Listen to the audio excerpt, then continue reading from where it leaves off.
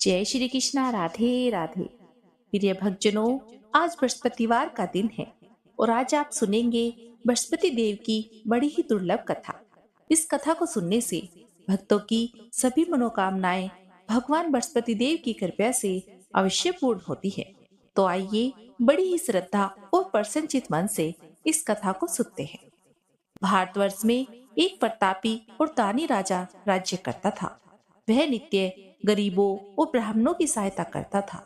यह बात उसकी रानी को अच्छी नहीं लगती थी। वह ना ही गरीबों को दान देती और ना ही भगवान का पूजन करती थी और राजा को भी दान देने से मना किया करती थी। एक दिन राजा शिकार खेलने वन को गए हुए थे तो रानी महल में अकेली थी। उसी समय बृहस्पति देव साधु के रूप में राजा के महल में भिक्षा लेने के लिए गए और भिक्षा मांगी तो रानी ने भिक्षा देने से इनकार कर दिया और कहा, हे साधु महाराज, मैं तो दान पुण्य से तंग आ गई हूँ। मेरा पति सारा धन लुटाते रहते हैं।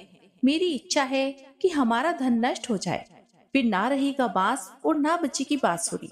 साधु ने कहा, हे देवी, तुम तो बड़ी विचित्र हो। धन संतान तो सभी चाहते हैं, पुत्र और लक्ष्मी तो पापी के घर भी होने चाहिए। यदि तुम्हारे पास अधिक धन है तो भूखों को भोजन दो, प्यासों के लिए प्याऊ बनवाओ, मुसाफिरों के लिए धर्मशालाएं खुलवाओ। जो निर्धन अपनी कुंवारी कन्याओं का विवाह नहीं करा सकते, उनका विवाह करा दो। ऐसे और भी कई कार्य हैं जिसके करने से तुम्हारा यश इस-लोक और परलोक दोनों में फैलेगा। परंतु रानी पर उनके उपदेश का कोई प्रभाव नहीं पड़ा। वह बोली, महाराज, आप मुझे कुछ न समझाइए। मैं ऐसा धन नहीं चाहती जो जगह जगह बांटती फिरूं। साधु ने उत्तर दिया, यदि तुम्हारी ऐसी इच्छा है तो तथास्तु। तुम ऐसा करना कि बृहस्पतिवार को घर लीप कर पीली मिट्टी से अपना सिर धोकर स्नान करना, फिर भट्टी चढ़ाकर कपड़े धोना। ऐसा करने से आपका सारा धन नष्ट हो जाएगा। इतना कहकर वे साधु महाराज वहां से आलोक हो गए और साधु के अनुसार कही बातों को पूरा करते हुए रानी को केवल 3 बृहस्पतिवार ही बीते थे कि उनकी समस्त धन संपत्ति नष्ट हो गई। भोजन के लिए राजा का परिवार तरसने लगा। तब एक दिन राजा ने रानी से कहा, हे रानी, तुम यहीं रहो, मैं दूसरे देश को जाता हूँ, क्योंकि यहाँ पर सभी लोग मुझे जानते हैं, इसलिए मैं कोई छोटा कार्य नहीं कर सकता। ऐसा कहकर राजा परदेश चला गया। वहाँ वह जंगल से लकड़ी काट कर लाता और शहर में बेचता। इस तरह अपना जीवन व्यतीत करने लगा। इधर राजा के परदेश जाते ही रानी और दासी दुखी रहने लगी। एक बार जब रानी और दासी को 7 दिन तक बिना भोजन के रहना पड़ा तो रानी ने अपनी दासी से कहा, हे दासी, पास के नगर में मेरी बहन रहती है। वह बड़ी धनवान है, तो उसके पास जा और कुछ लेकर आ, ताकि थोड़ी बहुत गुजर बसर हो सके। दासी रानी की बहन के पास गई। उस दिन गुरुवार का दिन था और रानी की बहन उस समय बृहस्पतिवार व्रत की कथा सुन रही थी। दासी ने रानी की बहन को अपनी रानी का संदेश दिया, लेकिन रानी की बड़ी बहन ने कोई उत्तर नहीं दिया। जब दासी को रानी की बहन से कोई उत्तर नहीं मिला तो वह बहुत दुखी हुई और उसे क्रोध भी आया। दासी ने वापस आकर रानी को सारी बात बता दी। सुनकर रानी ने अपने भाग्य को कोसा। उधर रानी की बहन ने सोचा कि मेरी बहन की दासी आई थी, परंतु मैं उससे नहीं बोली, इससे वह बहुत दुखी हुई होगी। कथा सुनकर और पूजा समाप्त करके वह अपनी बहन के घर आई और कहने लगी, हे बहन, मैं बृहस्पतिवार का व्रत कर रही थी जब तुम्हारी दासी मेरे घर आई थी, परंतु जब तक कथा होती है तब तक ना तो उठते हैं और ना ही बोलते हैं, इसलिए मैं नहीं बोली। कहो, दासी क्यों गई थी? रानी बोली, बहन, तुमसे क्या छिपाऊं, हमारे घर में खाने तक को अनाज नहीं था। ऐसा कहते कहते रानी की आंखें भर आई। उसने दासी समेत पिछले 7 दिनों से भूखे रहने की बात अपनी बहन को विस्तार पूर्वक सुना दी। रानी की बहन बोली, देखो बहन, भगवान बृहस्पति देव सबकी मनोकामनाओं को पूर्ण करते हैं। देखो, शायद तुम्हारे घर में अनाज रखा हो। पहले तो रानी को विश्वास नहीं हुआ, परंतु बहन के आग्रह करने पर उसने अपनी दासी को अंदर भेजा तो उसे सचमुच अनाज से भरा एक घड़ा मिल गया। यह देखकर दासी को बड़ी हैरानी हुई। तब दासी रानी से कहने लगी, हे रानी, जब हमको भोजन नहीं मिलता तब भी तो हम व्रत ही करते हैं, इसलिए क्यों न इनसे बृहस्पतिवार व्रत की कथा और विधि पूछ ली जाए ताकि हम भी व्रत कर सके। तब रानी ने अपनी बहन से बृहस्पतिवार व्रत के बारे में पूछा। उसकी बहन ने बताया, बृहस्पतिवार के व्रत में चने की दाल और मुनक्का से विष्णु भगवान का केले की जड़ में पूजन करें तथा दीपक जलाएं, व्रत कथा सुने और पीला भोजन ही ग्रहण करें। इससे बृहस्पति देव प्रसन्न होते हैं। और व्रत और पूजन विधि बताकर रानी की बहन अपने घर को लौट आई। 7 दिनों के बाद जब गुरुवार आया तो रानी और दासी ने व्रत रखा। गुड़साल में जाकर चना और गुड़ लेकर आई। फिर उससे केले की जड़ में भगवान विष्णु का पूजन किया। अब पीला भोजन कहाँ से आए, इस बात को लेकर दोनों बहुत दुखी थी, क्योंकि उन्होंने व्रत रखा था, इसलिए बृहस्पति देव उनसे प्रसन्न थे। इसलिए वे एक साधारण व्यक्ति का रूप धारण करके 2 थालों में सुंदर पीला भोजन दासी को दे गए। भोजन पाकर दासी बहुत प्रसन्न हुई और फिर रानी के साथ मिलकर भोजन ग्रहण किया। उसके बाद वे सभी गुरुवार को व्रत और पूजन करने लगी। भगवान बृहस्पति देव की कृपा से उनके पास फिर से धन संपत्ति आ गई, परंतु रानी फिर से पहले की तरह आलस्य करने लगी। तब दासी बोली, देखो रानी, तुम पहले भी इस प्रकार आलस्य करती थी। तुम्हें धन रखने में कष्ट होता था, इस कारण सभी धन नष्ट हो गया। और जब भगवान बृहस्पति देव की कृपा से हमें धन मिला है तो तुम्हें फिर आलस्य होता है।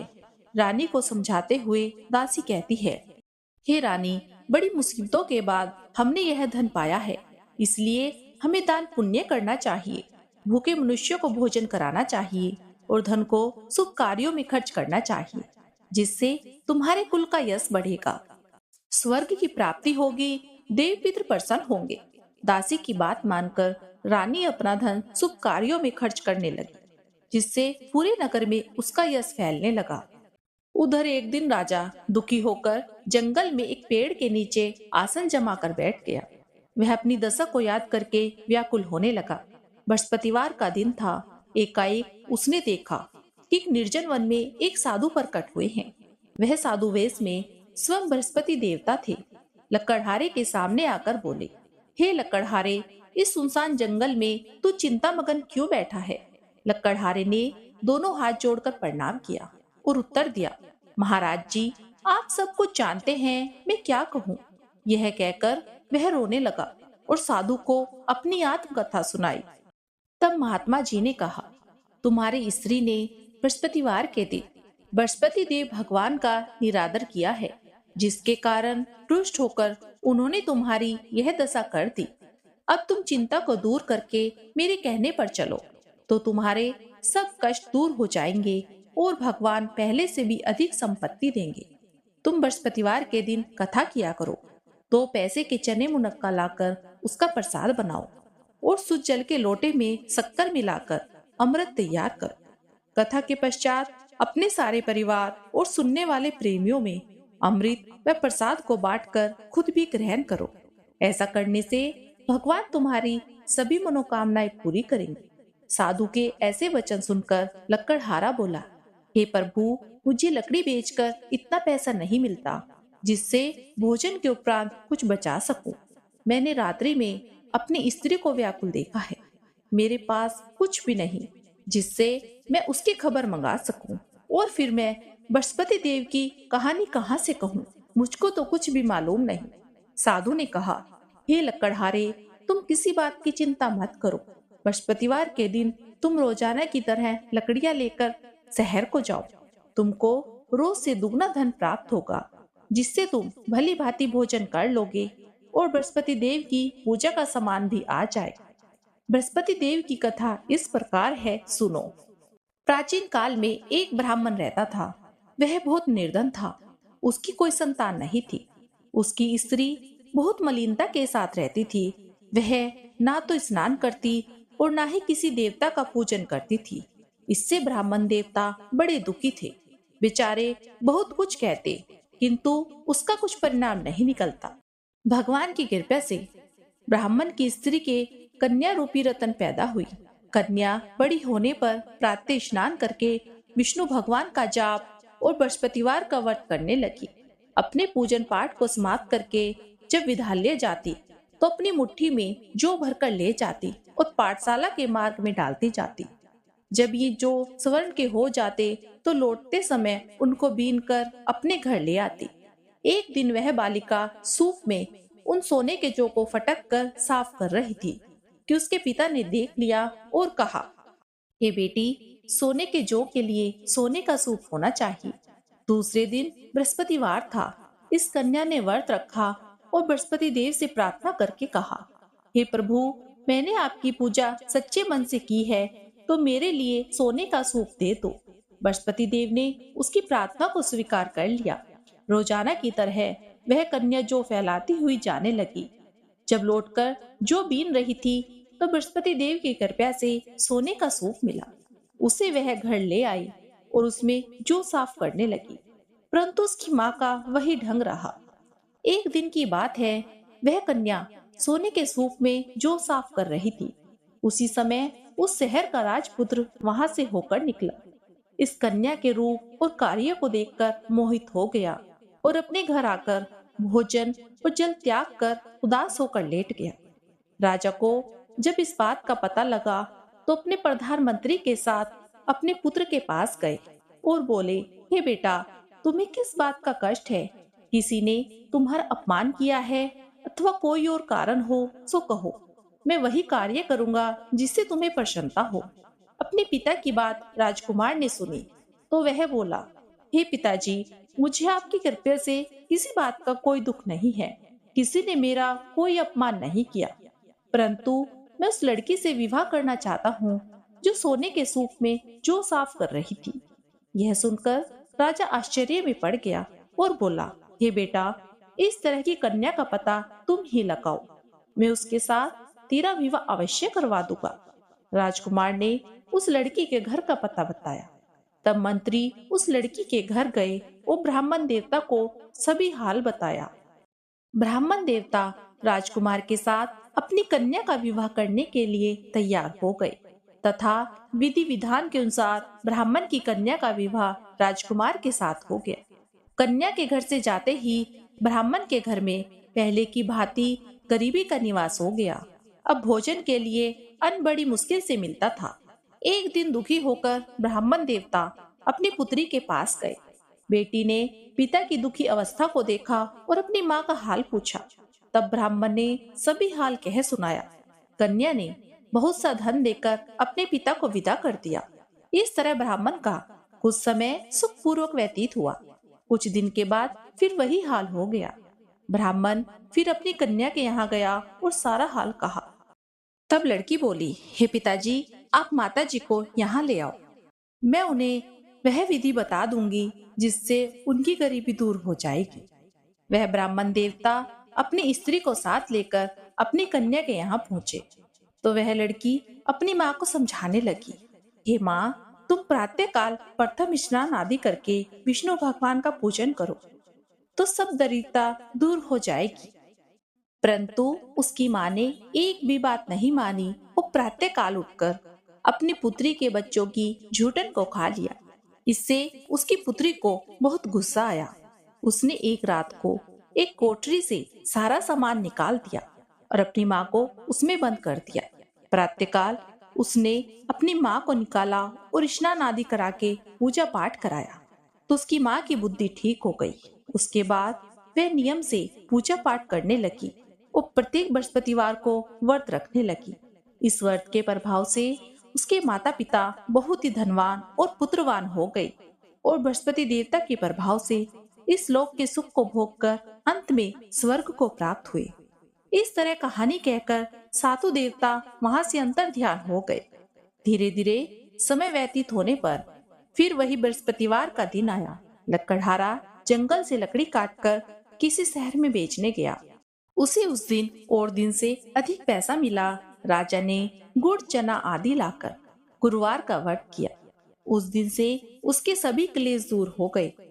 परंतु जब दोबारा गुरुवार का दिन आया तो वह बृहस्पतिवार का व्रत करना भूल गया। इस कारण बृहस्पति भगवान नाराज हो गए। उस दिन उस नगर के राजा ने विशाल यज्ञ का आयोजन किया था। उस शहर में यह घोषणा करा दी कि कोई भी मनुष्य अपने घर में भोजन ना बनाए, न आग जलाए। समस्त जनता मेरे यहाँ भोजन करने आए। जो इस आज्ञा को नहीं मानेगा उसे फांसी की सजा दी जाएगी। इस तरह की घोषणा संपूर्ण नगर में करवा दी गई। राजा की आज्ञा अनुसार शहर के सभी लोग भोजन करने गए, लेकिन लक्कड़हारा कुछ देर से पहुंचा। इसलिए राजा उसको अपने साथ घर ले गए और ले जाकर भोजन करा रहे थे तो रानी की दृष्टि उस खूंटी पर पड़ी जिस पर उसका हार लटका हुआ था। वह वहां पर दिखाई नहीं दिया तो रानी ने निश्चय किया कि मेरा हार इस मनुष्य ने चुरा लिया है। उसी समय सिपाहियों को बुलाकर उसको कारागाह में डलवा दिया। जब लक्कड़हारा कारागाह में पड़ गया और बहुत दुखी होकर विचार करने लगा, न जाने कौन से पूर्व जन्म के कर्म से मुझे यह दुख प्राप्त हुआ है, और उसी साधु को याद करने लगा जो जंगल में मिले थे। उसी समय बृहस्पति देव साधु के रूप में प्रकट हुए और उसकी दशा को देखकर कहने लगे, अरे मूर्ख, तूने बृहस्पति देव की कथा नहीं करी, इस कारण तुझे यह दुख प्राप्त हुआ है। अब चिंता मत कर। बृहस्पतिवार के दिन कारागाह के दरवाजे पर 4 पैसे पड़े मिलेंगे। तो उनसे बृहस्पति देव की पूजा करना, तेरे सभी कष्ट दूर हो जाएंगे। बृहस्पतिवार के दिन उसे 4 पैसे मिले। लक्कड़हारे ने कथा कही। उसी रात्रि को बृहस्पति देव ने उस नगर के राजा को सौपन में कहा, हे राजन, तुमने जिस आदमी को कारागाह में बंद किया है वह निर्दोष है, वह राजा है, उसे छोड़ दो। रानी का हार उसी खूंटी पर लटका है। अगर तू ऐसा नहीं करेगा तो मैं तेरे राज्य को नष्ट कर दूंगा। इस तरह रात्रि के शौपन को देखकर राजा प्रातःकाल उठा और खूंटी पर हार देखकर लक्कड़हारे को बुलाकर अक्षमा मांगी और लक्कड़हारे को योग्य सुंदर वस्त्र आभूषण देकर विदा किया। बृहस्पति देव की आज्ञा के अनुसार लक्कड़हारा अपने नगर को चल दिया। राजा जब अपने नगर के निकट पहुंचा तो उसे बड़ा आश्चर्य हुआ। नगर में पहले से अधिक बाग, तालाब, कुएं तथा धर्मशालाएं, मंदिर आदि बन गए थे। राजा ने पूछा, यह किसका बाग और धर्मशाला है? तब नगर के लोग कहने लगे, यह सब रानी और बांदी के हैं। तो राजा को आश्चर्य हुआ और गुस्सा भी आया। जब रानी ने यह खबर सुनी कि राजा आ रहे हैं तो उसने दासी से कहा, हे दासी, देख राजा हमको कितनी बुरी हालत में छोड़कर गए थे। हमारी ऐसी हालत देखकर वह लौट न जाएं, इसलिए तू दरवाजे पर खड़ी हो जा। आज्ञा के अनुसार दासी दरवाजे पर खड़ी हो गई और जब राजा आए तो उन्हें अपने साथ लेकर आ गई। अब राजा ने क्रोध करके अपनी रानी से पूछा, यह धन तुम्हें कैसे प्राप्त हुआ है? तब उन्होंने कहा, यह सब हमें बृहस्पति देव के व्रत के प्रभाव से प्राप्त हुआ है। राजा ने निश्चय किया कि 7 रोज बाद तो सभी बृहस्पति देव का पूजन करते हैं, परंतु मैं प्रतिदिन दिन में 3 बार कहानी और रोज व्रत किया करूंगा। अब हर समय राजा के दुपट्टे में चने की दाल बंधी रहती और दिन में 3 बार कहानी कहते। एक रोज राजा ने विचार किया कि चलो अपनी बहन के यहाँ हो आवे। इस तरह निश्चय करके राजा घोड़े पर सवार होकर अपनी बहन के यहाँ को चलने लगा। मार्ग में उसने देखा कुछ आदमी एक मुर्दे को लिए जा रहे हैं। उन्हें रोककर राजा कहने लगा, अरे भाइयों, मेरी बृहस्पति देव की कथा सुन लो। वे बोले, हमारा तो आदमी मर गया, इसको अपनी कथा की पड़ी है। परंतु कुछ आदमी बोले, अच्छा कहो, हम तुम्हारी कथा भी सुनेंगे। राजा ने दाल निकाली और जब कथा आदि हुई तो मुर्दा हिलने लगा, और जब कथा समाप्त हुई तो वह मनुष्य राम राम करके खड़ा हो गया। आगे मार्ग में उसे किसान खेत में हल चलाता मिला तो राजा ने उसे देखकर कहा, अरे भैया, तुम मेरी बृहस्पतिवार की कथा सुन लो। किसान बोला, जब तक मैं तेरी कथा सुनूंगा तब तक 4 हरैया और जोत लूंगा। जा अपनी कथा किसी और को सुनाना। इस तरह राजा आगे चलने लगा। राजा के हटते ही बैल पछाड़ खाकर गिर गए और किसान के पेट में बड़ी जोर से दर्द होने लगा। उसी समय उसकी माँ रोटी लेकर आई और उसने यह सब देखा तो अपने पुत्र से सब हाल पूछा। तो बेटे ने सभी हाल कह दिया। तो बुढ़िया दौड़ी दौड़ी उस घुड़सवार के पास गई और बोली, मैं तेरी कथा सुनूंगी, तो अपनी कथा मेरे खेत पर चलकर ही कहना। राजा ने बुढ़िया के खेत पर जाकर कथा कही, जिसके सुनते ही उसके बैल उठकर खड़े हुए तथा किसान के पेट का दर्द भी बंद हो गया। अब राजा अपनी बहन के घर पहुंचा। बहन ने भाई की खूब मेहमानी की। दूसरे रोज प्रातःकाल राजा जगा तो देखने लगा सब लोग भोजन कर रहे हैं। राजा ने अपनी बहन से कहा, हे बहन, ऐसा कोई मनुष्य है जिसने भोजन ना किया हो? मेरे बृहस्पति देव की कथा सुन ले। बहन बोली, हे भैया, यह देश ऐसा है कि यहाँ पहले लोग भोजन करते हैं, बाद में अन्य कार्य करते हैं। अगर कोई पड़ोस में हो तो मैं देख आती हूँ। ऐसा कहकर वह देखने चली गई, परंतु उसे कोई ऐसा व्यक्ति नहीं मिला जिसने भोजन ना किया। अतः वह एक कुम्हार के घर गई जिसका लड़का बीमार था। उसे मालूम हुआ कि उसके यहाँ 3 रोज से किसी ने भोजन नहीं किया। रानी अपने भाई की कथा को सुनने के लिए कुम्हार से कहा। वह तैयार हो गया।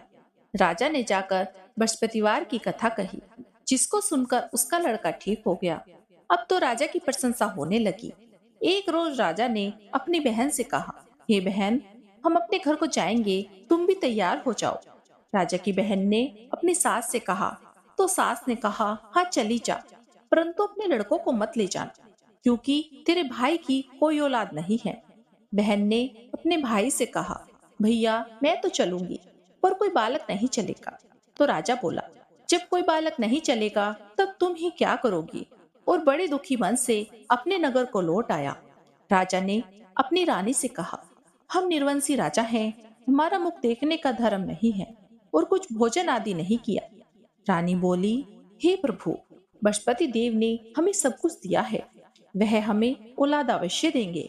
उसी रात को बृहस्पति देव ने राजा से सपने में कहा, हे राजन, उठो, सभी सोच त्याग दो, तेरी रानी गर्भ से है। राजा को यह बात सुनकर बड़ी खुशी हुई। 9वें महीने में उनके गर्भ से एक सुंदर पुत्र पैदा हुआ। तब राजा बोला, हे रानी, स्त्री बिना भोजन के रह सकती है, परंतु बिना कहे नहीं रह सकती। जब मेरी बहन आएगी तुम उससे कुछ मत कहना। रानी ने सुनकर हाँ कर दिया। जब राजा की बहन ने यह शुभ समाचार सुना तो वह बहुत खुश हुई और बधाई लेकर अपने भाई के यहाँ आई। तब रानी कहने लगी, घोड़ा चढ़कर तो आई नहीं, गधा चढ़कर आई। तो राजा की बहन बोली, भाभी, मैं इस प्रकार न कहती तो तुम्हें औलाद कैसे मिलती? बृहस्पति देव ऐसे ही हैं, जैसे जिसके मन में कामनाएं होती हैं सभी को पूर्ण करते हैं। जो सद्भावना पूर्वक बृहस्पतिवार का व्रत करता है एवं कथा पढ़ता है अथवा सुनता है, दूसरों को सुनाता है, बृहस्पति देव उनकी सभी मनोकामनाएं पूर्ण करते हैं।